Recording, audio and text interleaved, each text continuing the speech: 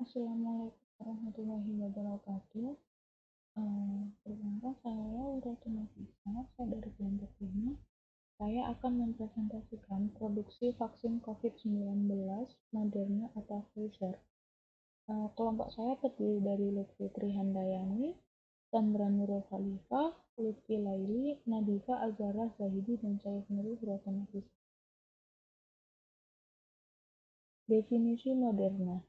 Vaksin COVID-19 Moderna atau mRNA 1273 adalah sebuah vaksin COVID-19 yang dikembangkan oleh National Institute of Allergy and Infectious Diseases, Biomedical Advanced Research and Development Authority, dan Moderna. Vaksin tersebut disuntikan pada intraotot pada 18 Desember 2020. mRNA 1273 dikeluarkan melalui Perintah Pemakaian Darurat oleh Food and Drug Administration Amerika Serikat. Definisi Pfizer.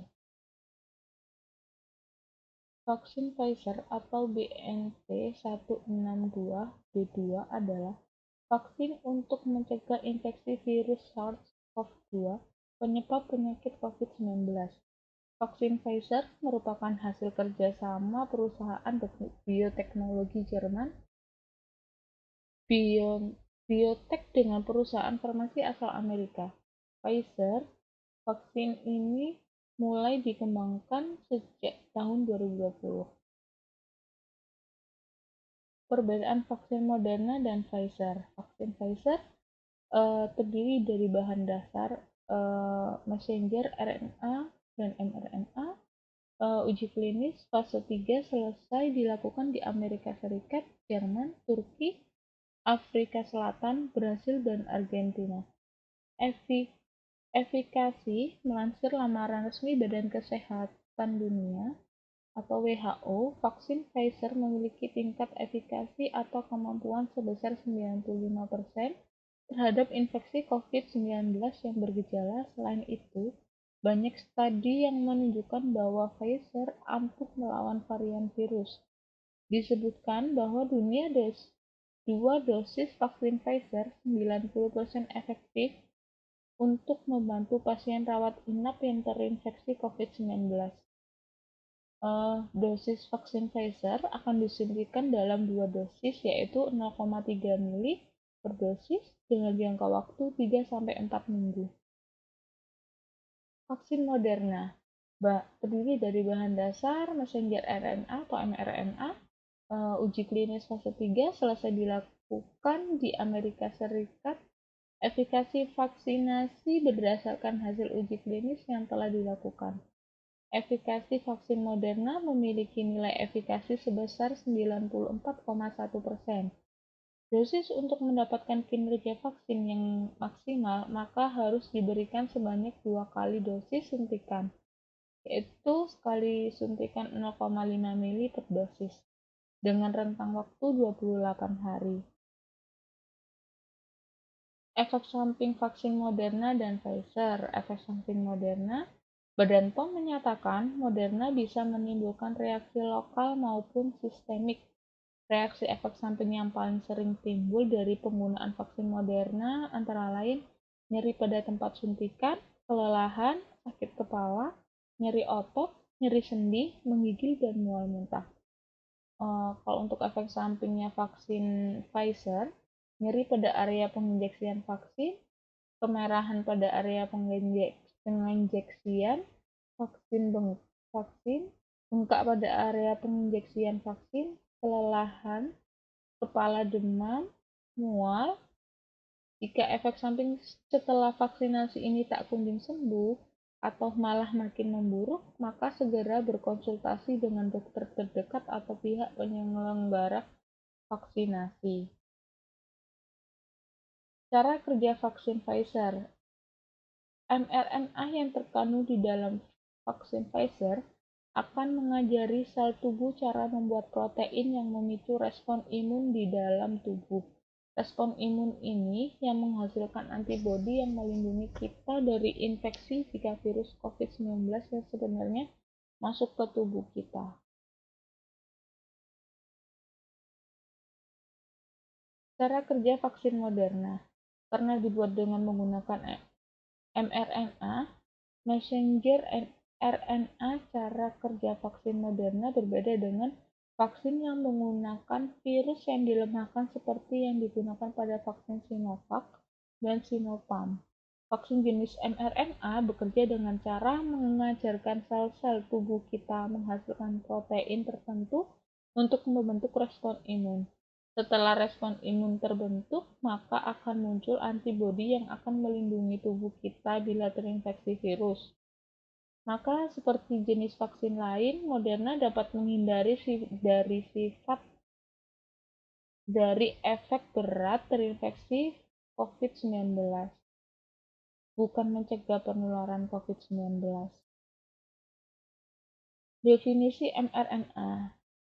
RNA adalah RNA yang sintesisnya diserahkan oleh gen pada berkas DNA sebagai pembawa pesan.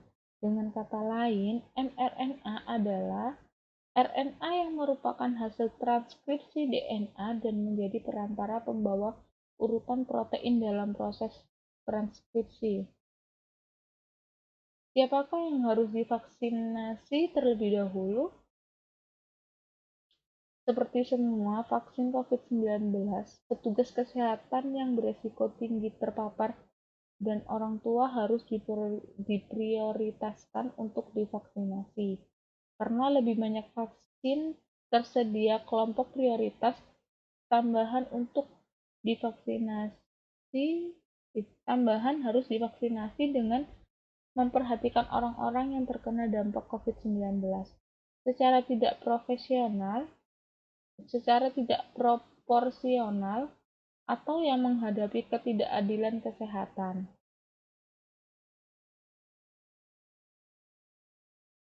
Siapa lagi yang bisa mengambil vaksin? Komorbiditas yang dipelajari dalam uji klinis fase 3 termasuk penyakit paru-paru kronis, penyakit jantung yang signifikan, obesitas berat, diabetes, penyakit hati, dan infeksi human immunodeficiency atau HIV.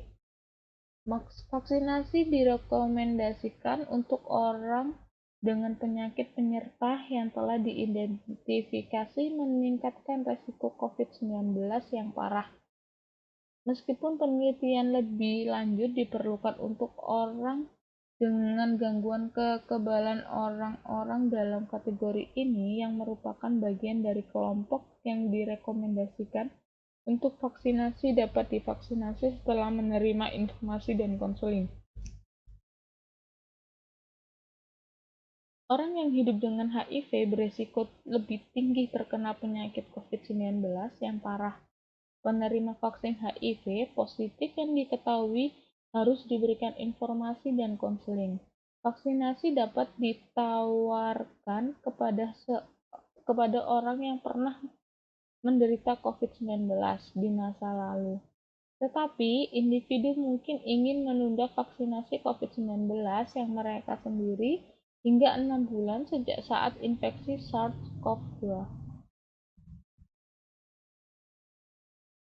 Haruskah ibu hamil dan ibu menyusui divaksinasi? WHO merekomendasikan penggunaan vaksin COVID-19 pada wanita hamil, ketika manfaat vaksinasi bagi wanita hamil lebih besar daripada potensi resikonya. Untuk membantu wanita hamil melakukan penilaian ini, mereka harus diberi informasi tentang risiko COVID-19 dalam kehamilan, kemungkinan manfaat vaksinasi dalam konteks epidemiologi lokal, dan keterbatasan data keamanan saat ini pada wanita hamil. WHO tidak merekomendasikan tes keterbatasan data keamanan saat ini pada wanita hamil. WHO tidak merekomendasikan tes mengakhiri kehamilan karena vaksinasi. WHO merekomendasikan penggunaan vaksin pada wanita menyusui